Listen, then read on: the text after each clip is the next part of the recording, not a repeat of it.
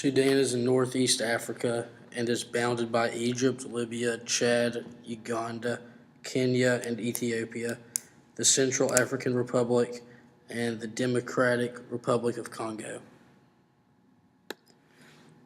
What was once known as the Kingdom of Nubia is now northern Sudan. Sudan was formed in 1956 and has an Islamic-oriented government. The nationality of Sudan is Sudanese, and the ethnic group is Sudanese Arabs. Sudanese Arabs make up about 70% of the Sudan population. They have two official languages, which are Arabic and English. The most common religion of the Sudanese people is Islam. Christianity is also practiced. Sudan has a population of over 34 million people. The early history of Sudan. Humans have inhabited Sudan for approximately 70,000 years. Around 8000 BC, the Sudanese culture became concrete.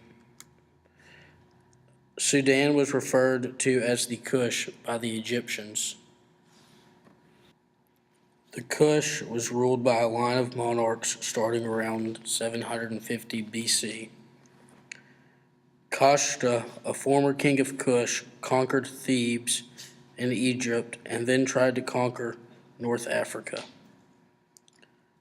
After Egypt invaded Kush, the capital moved from Napata to Meroe.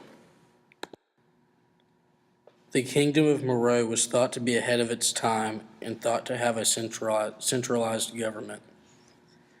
The advancements of the kingdom of Meroe were an irrigation system, an early form of hieroglyphics and language, and they also kept a detailed history of the city.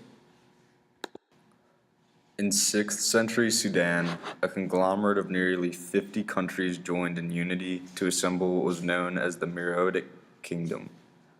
Within the Meroitic Kingdom lie the three distinctive sub-kingdoms of Nobadia, Makura, and Alawa. All three kingdoms were ruled by warrior aristocracies, ultimately attempting to mirror the Byzantine court of the time. Speaking of a more modern-day Sudan, in the early 1800s, the religious and political leader of Egypt conquered and began ruling the country in which it shares a southern border. Muhammad al-Pasha sent 4,000 troops to invade Sudan, and as a result, was the reason for the surrender of Sudanese leader Sinar. Sudan was under the influence of the Mahdist rule for a while. The Mahdist rule revolves around the Mahdi, English for the guided one, and he is the prophesied redeemer of Islam who will rule for 7, 9, or 19 years before the Day of Judgment. This rule did not last long in Sudan. In the late 1800s, the British sought to re-establish their control over Sudan, once more officially in the name of the Egyptian Khedive, but in actuality treating the country as British imperial territory. By the early 1890s, British, French, and Belgian claims had converged at the Nile headwaters. Britain tried to stop Egypt and Sudan from uniting into one country. It ultimately ended up commanding the country and ended in 1956. After decades of civil war between North and South Sudan, a nationwide questionnaire was held in January 2011, granting the independence of South Sudan by a majority vote of nearly 99% in favor. Unfortunately, however, the division of these two states did not put an end to this fight. South Sudan, one of the least developing countries in the world, gained nearly 70% of the formation of the United Nations oil reserve. Sudan, a far more developing country, on the other hand, was the only of the two nations with an access of the necessarily processing faculties and pipeline needed to explore oil overseas.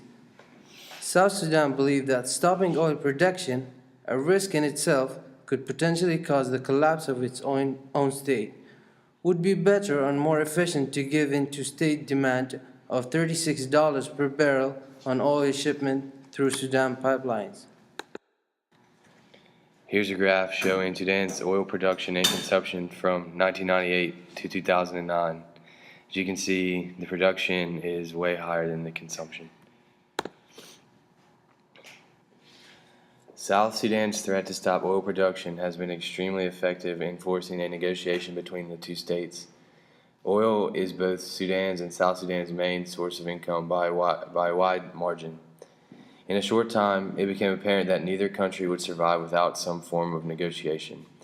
While an agreement would in no way put an end to the violence between the two states, the United Nations Security Council, or the UN, arranged a meeting between Sudan President Omar al-Bashir and South Sudan President Salva Kiir to negotiate a proper price regarding the exportation and processing of the oil.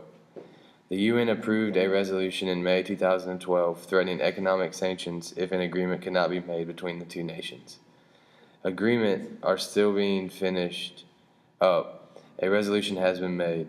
The two nations have found a middle ground in which South Sudan will pay $9.48 per barrel of crude oil transported and $11 for each barrel of crude oil that goes through a refinery to be processed before export.